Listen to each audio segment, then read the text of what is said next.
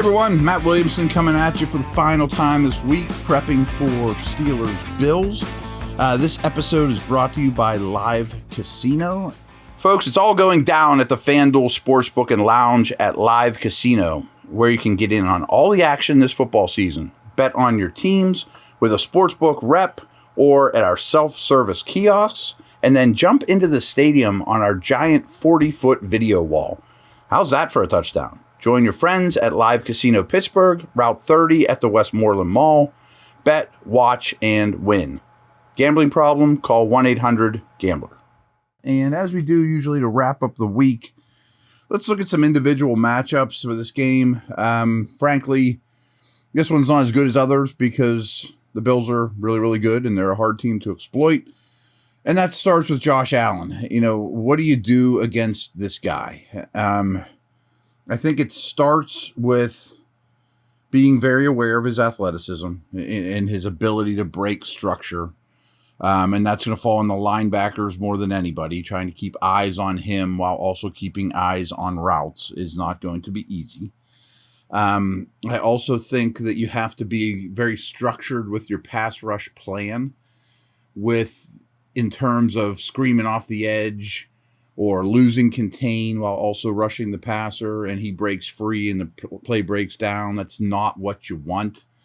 But unlike some other great running quarterbacks, keeping him in the pocket isn't a wonderful option either. I mean, he can dice you up from the pocket. He's been getting the ball out of his hands quickly, but even late in the snap, he's unbelievably dangerous. So I don't have a whole lot of answers for him, to be very honest with you. I do have some answers, though, for Stephon Diggs. You know, their next best player, a stud receiver. And I think with the status of their pass catchers, I would really, more than usual, roll coverage Diggs' direction. You know, that Steelers don't have any corners right now that can handle Diggs. Few can in the league. But I'm helping whoever all the time. If that means a lot of singling up their other pass catchers, which have been a little suspect, I can live with that. And if I get nickeled and dimed, but I'm going to try to chop off Allen's right arm here. And that's Diggs, who's much better than the rest of the group. Gabe Davis is considered by a lot to be a breakout candidate. That really hasn't happened. Hasn't been getting consistent separation with his ankle. He's been out there, but he's not drawing targets. Targets are earned. And he has not been, warranted getting targets. So as a result, they've started to split out Singletary, their back, quite a bit more. And fine, but if Singletary beats up on Bush and Jack and those guys, I can live with it. I can live with Knox beating up on Edmonds, who I presume will play.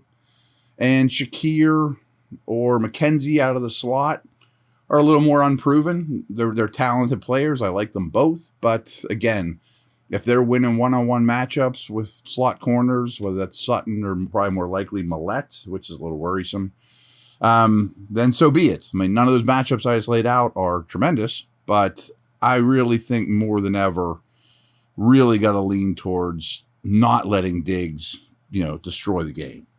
That just makes it too easy. I do think the Steelers front, even without Watt, is absolutely an advantage against this offensive line, though. Cam has to have a huge day. Highsmith has to have a huge day, finish on his sacks. But I do think that's an advantage that the Steelers are probably pretty happy with right now. They're the Bills' offensive line against the Steelers' front. I don't know that I'd do a lot of blitzing, especially if I'm going to be helping Diggs out quite a bit in coverage. You need that extra defender, cover guy. So I do think Steelers front has to be a dominant unit in this game, and I think it's capable, again, even without Watt. But, that's, we're reaching a little. The team the Steelers are playing are much better.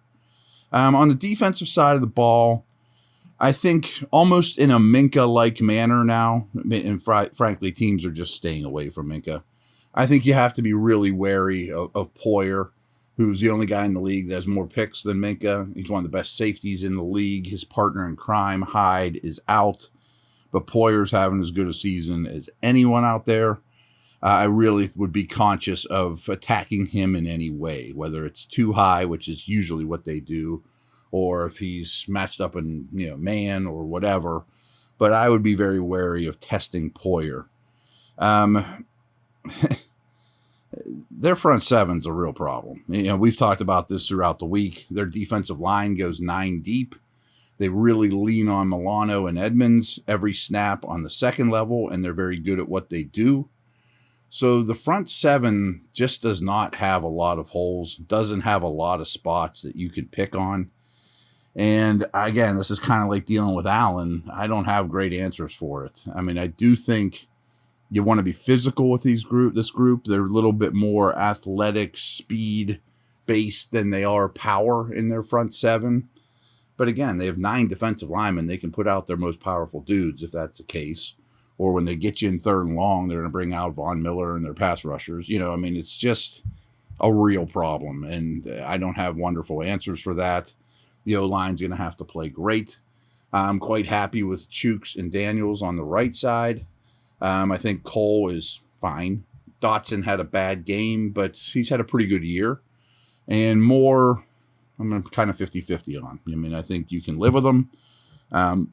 But he could be up for a rough day in this game for sure. I mentioned it earlier.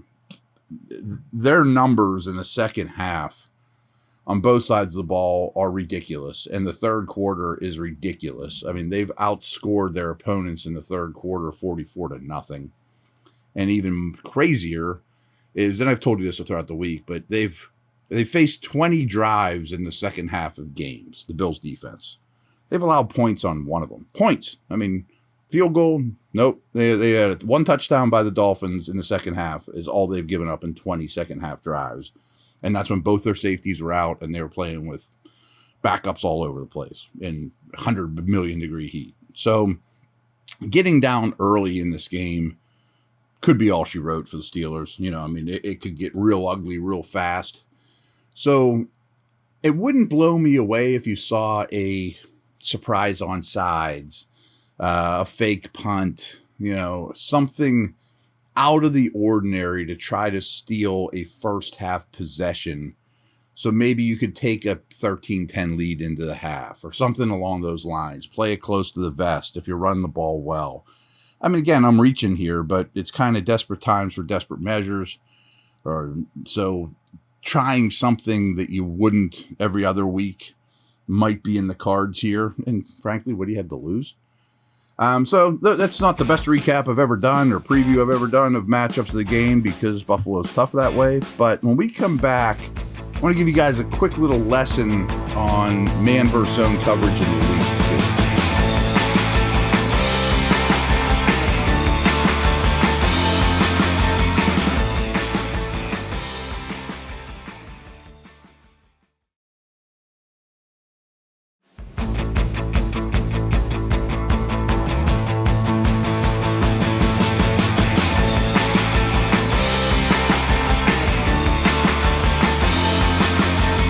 All right, so I stumbled across this on Pro Football Focus, and I think it's something they put out every week.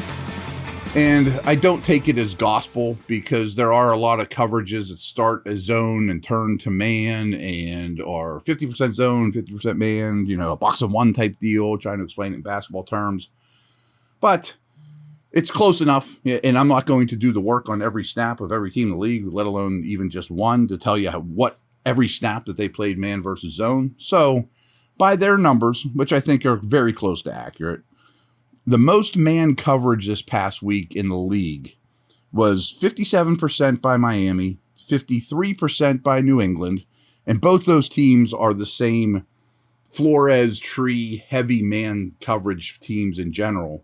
But your Pittsburgh Steelers played man on 50% of their snaps. That was the 3rd most in the league. So to give you some reference, most zone coverage in the league, Arizona was at 85%, Raiders were at 86%, Cowboys were at 87%. So, and they have a note here from the 2019, 20, and 21 seasons, league average for running man coverage is only 34%. So I'm sure there's a lot of you out there thinking, boy, man heavy teams probably run man coverage 80% of the time. No, league average is 34. 50's a lot. Steelers played 50 this past week. And what's interesting to me is there's a chart on this article that tells every defense's percentage by week. So as of right now, the Steelers are playing the 5th most man coverage for the whole season. They're at 40%. The teams above them are the Giants at 43, the Dolphins, who I mentioned, at 48, the Patriots at 48, and the Lions at 52, who are playing the highest scoring games you can imagine on their offense and their defense. And I think they're just trying to establish some man coverage principles there because the defense needs a ton of work. So what's interesting, though, is I told you they played 50% in week 4. And I think that was very Wilson-centric. I mean, he was very bad versus man coverage as a rookie. And to his credit, I thought he got better versus Steeler man coverage as this game went on. And the Steelers' corners, Millette, Wallace, Sutton, collectively had a pretty rough day. They were losing their man coverage reps. And sometimes you have to tip your hat to the opponent too and say, well, this was the game you got better versus man. Or, the scouting report was you can't hit a curveball, but you still took my curveball, over the wall. Stuff happens. I guess we could be critical of maybe you should have got away from man late in the game. And we talked about all the open space in the middle of the field. But I also don't know what percentage man they ran in the fourth quarter. Nor, frankly, am I going to dig into it that heavy. But I did find it interesting that the defense played 50% man in week 4.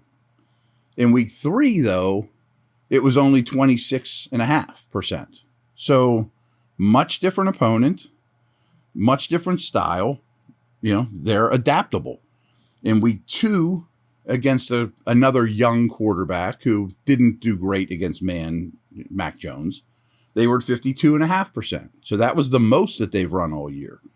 In week 1, they were at 33.8. So just gives you some idea. I mean, playing man coverage against the Bengals and Burrow and those guys, not having seen any 2022 tape, this is a little bit of a scary proposition. So they were at about a third. The week 2 and week 4, they were very heavy man. I bet this week they're much more zone, bracketing, digs. But so they've jumped anywhere from 26.5 to 52.5% man. And I find that very interesting. Again, that's 5th in the league in terms of man coverage. It also makes me wonder, now you have Flores and Austin more involved. Might their first round pick next year be a corner? I mean, I know everyone thinks it's going to be a tackle or a Cam's replacement, but if you could get a 6'1" corner with long arms and you're playing that much man, the ripple effect could be great. Lastly, I find this interesting too. How often did offenses see man coverage? Well, the Steelers are also seeing a very heavy dose of man coverage, and I think that's because of the quarterback. I mean, very frankly, I think they want Mitch to drive the ball into tight man coverage. So only the Ravens, we talked about that a lot, I think. They never used to see man coverage. Now they see it a ton, but Lamar looks like he's figured it out. The Vikings, the Chiefs, and the Patriots are the only offenses that have seen more man coverage than the Steelers. However, the first 2 weeks, the Steelers saw 43 and 50% man. The last 2 weeks, they've been at 24%. So teams might be backing off on the man coverage stuff. Just something to note. It's interesting to me how different teams look at, last week's tape and all those good things and go from there. How they view you, I think, is important. So, just to give you an idea, though, that's people don't play man 70% of the time very often. I'm looking at this chart where, does any of the teams out there have a really high week here and there? Yeah, I see 2 instances of somebody playing it over 70%. But league average, as I said, was, in the 30s. But your Steelers are on one of the further spectrums of the two. So I thought that was interesting. There you have it. Over and out. We will talk later.